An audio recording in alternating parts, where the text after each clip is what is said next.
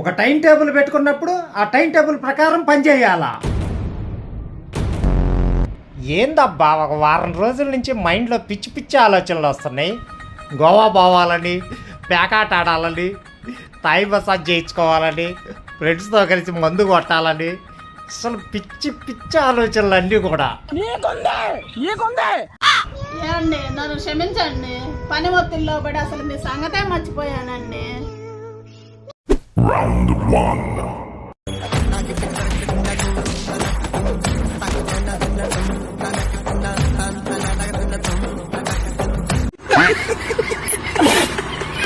Round 2.